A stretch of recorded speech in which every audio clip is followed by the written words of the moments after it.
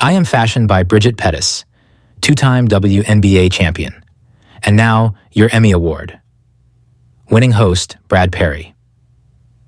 Events happening for the On your Bridget Pettis TV. Foundation, which is an amazing organization. And I get the pleasure tonight of talking with Bridget, and she has no idea what I'm going to ask her, which always scares her. But I'm going to, before we start, I'd like to give my little background about how Bridget and I met. I can't do that. No. Remind you now. Let me think for a minute. Was I? Okay, no, just kidding. No, actually, we met at a Mercury event. It was after one of their games, and we were at Marley's, I believe, in the back room, and the team was back there, and it was my first time coming in. I just pretty much started here on TV a little bit at the same time a little bit, and I came across Bridget and started talking. Both being from the Midwest, her from Indiana, me from Michigan, and we just hit it off. And so, what was also pretty neat is that she was just very nice as a ball player, especially in a new town here and stuff. The whole team was just amazing, and so we just hit it off there. Fast forward, I see her here and there and stuff, and then she went off, and different things. So we have a very good connection. And then just recently. I don't know where we just seen each other. We saw somewhere, and I was like, "Oh, what? You got a farm?" She's like, "Yeah, I got a garden. You gotta come check it out." And I'm thinking, typical garden is just like maybe 2 or 3 plants, that are dead. I'm serious. I've been to people. I got a garden. You do? Oh, I come by to talk or something. It's just like 3 plants that are dead. They're like, "Oh, is this not feeding for them?" I was like, "What do you mean? They're cactuses. What do you mean?" So we went to the garden, and I saw this incredible thing, but what also got me was how Bridget has grown from the day when I've seen her when she was playing to where she's at now.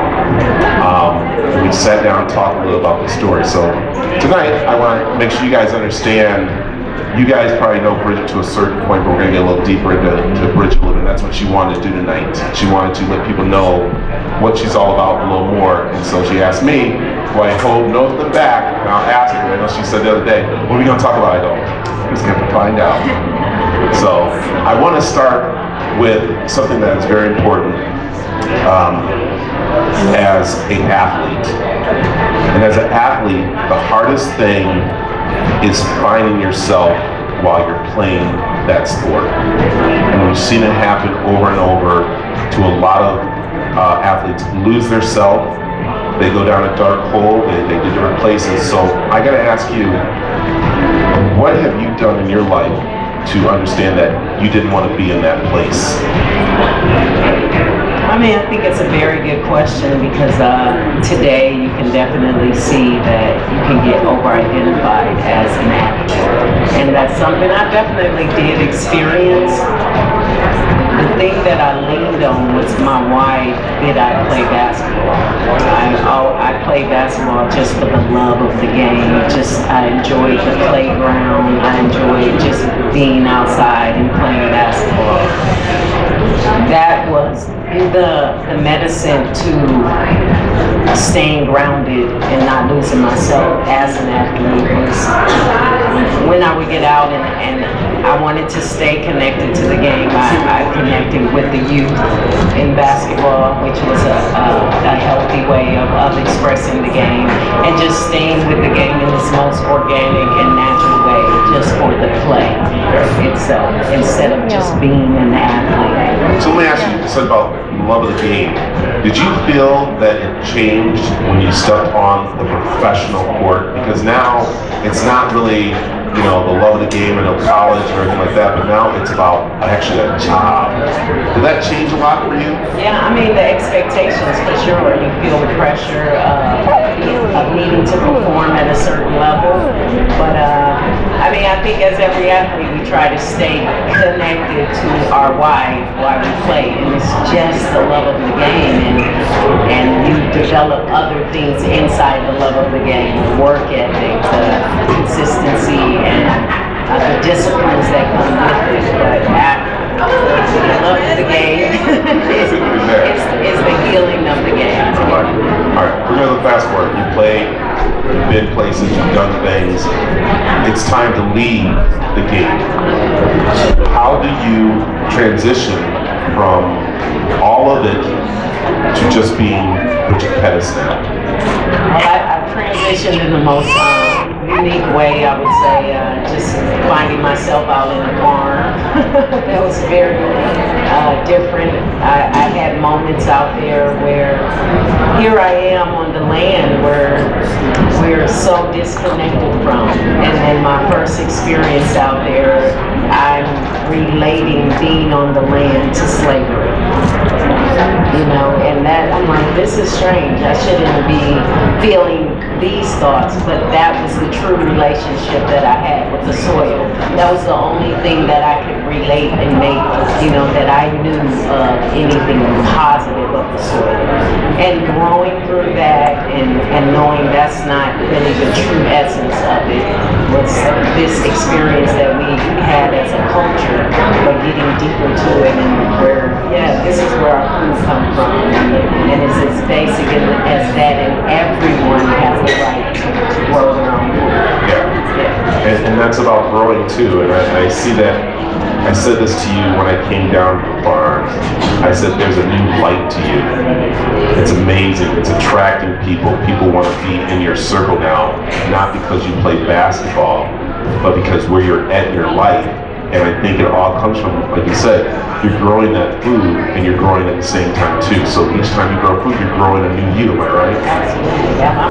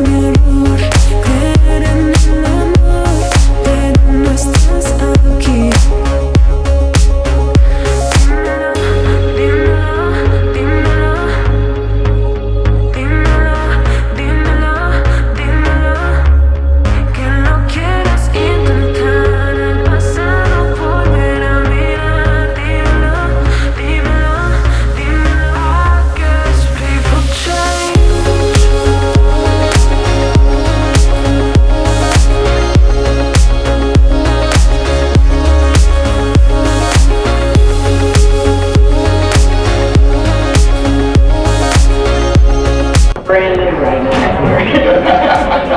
But absolutely, you definitely see a transformation during this process. And that it was one that I welcomed. It wasn't always easy. You know, sometimes being out there right now, I couldn't imagine, nobody even imagine farming in this 180, but it had its sweet spots, you know, it had its joys in it, being able to be hot and be under shade. You know, that was something that was normal to our culture and being connected to the elements. So I appreciate it. It wasn't always easy. Yeah, well, that's the thing. It wasn't always easy. So we're jumping around a little because you got to understand now how she got to the farm. And I don't know if anybody knows the story, but she's sitting there coaching the basketball team, watching not just her team, but the community that she lived in and other communities started to suffer. And you turned and said, you know what? This is not where I need to be. This is not the place to just be. And you walked away. And everyone was like, what's going on? What's happening? So when you were going through that, tell us what you were thinking, especially what people were thinking of you. Well, I definitely tried to let that go. I definitely feel a lot of people are thinking, why am I doing this? And I'm following my heart. I'm on a healing journey, and my heart is saying, go to the land, go and ground yourself, get nurtured in that element. And it was just time, you know, you just know that time is time to walk through another door, it's time to learn and discover something new, and definitely was more than I had imagined. But the unique thing about it was that it reconnected me to nature.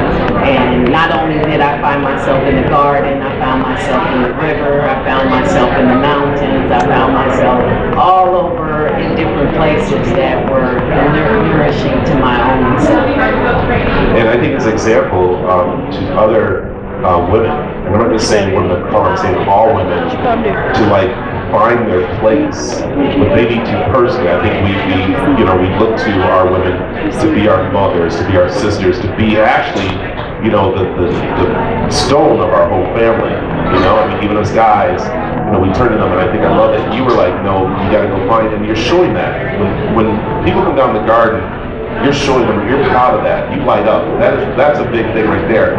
How is that feeling now that you are showing a purpose that's different than a sport? It's because it's one of those things that we're all connected to. Where sports, it seems like it's the world thing. The food is really the world thing that it's having an effect on all of us. And for me personally, as you said about our communities, you know, I grew up in East Chicago, Indiana, and you know, we didn't always have the healthiest things around us. Our communities were eating at the gas station and things like that, and eating a lot of processed foods, and just wanting to bring attention to it like this has to change. This is one of those things in our community that has to change.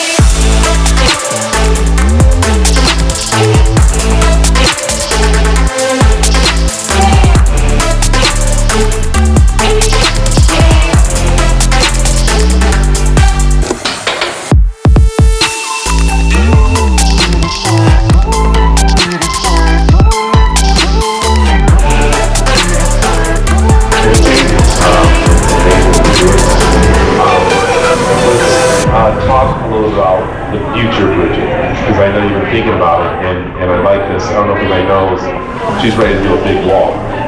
She's ready to do a big walk, and that's one thing the foundation's trying to help. I'm hopefully going to help her, but you want to walk in Africa. Why is that? Well, one, it's time to go back home. My native is African. I've never gone to Africa. My heart is in Africa. I know it is the root of me. And I'm just excited to discover more about myself, more about my culture, more about the history of where I come from, who I truly am. And you know, it's a life journey. I'm very excited about going to Africa, Arizona, the Africa journey, beyond the game, and Zimbabwe, Africa. It's going to be the first trip. Yeah, so we're going. I'm going with it. I'm going with it. I'm going to try to get there. Yeah. I got two. You need two. I got two. I'm selling tickets right now. Going with us and out there and stuff, which is amazing. But that's also something that you want to show people too. That's the goal of the show, especially kids. You want kids to, especially in your basketball program and stuff, to know about the food first. So one of the main things that we do in our foundation is to circle it all up is bringing the element of basketball, but we also bringing the element of food, and we're also bringing the element of yoga, and we're putting it all together so we can have so we can have more grounded, balanced children whose nervous system is not all out of whack because of the eco environment that we're in, and just readjusting that and just finding ways that we can implement this food and wellness all together, and I love it. It's working. Love on those kids. Love on those things that are well for me, and I'm making it a conscious effort. Every day I tell Bridget I love Bridget. You know, she's a special person, and the things that bring me joy are the things that bring me good health. And that's the main thing. So, did you always know you wanted to be on this journey, or did something? No? Yeah, God kind of got me and like, yeah, I'm feeling the whole thing with you, so I just show up. All right, so what was it before? What before God talking with us happened? What was Bridget? What was Bridget thinking? What was it? Well, Bridget for sure cared a lot about what other people thought. I felt my own insecurities. I felt my searching. I've traveled in so many ways, gone to India, trying to find Bridget. Where is Bridget? And it led me to being still and finding myself in a grounded position, and finding myself in silence and appreciating silence. The day I got rid of my television, I mean, life got better. Wait, you got rid of TV? And I don't even watch you. Freedom. You know, what's that about? What's the whole journey? I've had quite a experience in life. A young girl that grew up, and I was told a lot. I grew up and I was told that I wasn't good enough. I told that I couldn't make it. I told that I wasn't beautiful. And it's a journey to freedom, and it's not true. And I'm continuing to grow in that and to see that beauty within myself. That's why we're here. It is. That's why we're all here this week. It's for her, and even if it wasn't WNBA All-Star Weekend, it's a weekend of just seeing what the foundation is doing and helping and bringing people together, and that's what I love. Even when we, had the party for your for the circle, and everybody came out to you. So I'm gonna get ready to finish up a little bit, and we're get ready to go dance. But I'll tell you my answer in a minute. But I'm asking you, what would you do? I mean, the main focus would be to stay true to yourself, your most authentic self, and spending time with yourself is so important to even get to know who you are. And that's where I see people find themselves, is when they spend that time with themselves. That's what happened for me. To know who I am and not to get that information just from the outside. Mine was about saving money. Anyway, Save money. I went and said, you know.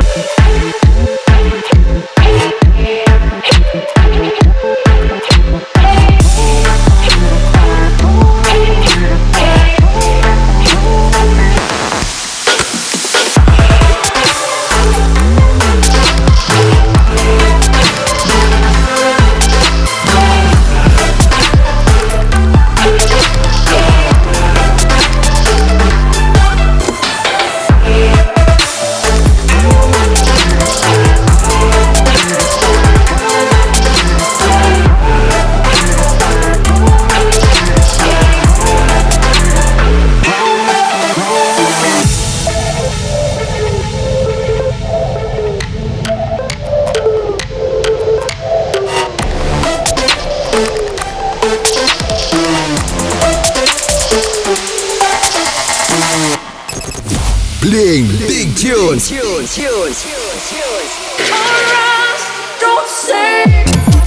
The finest DJ in the mix.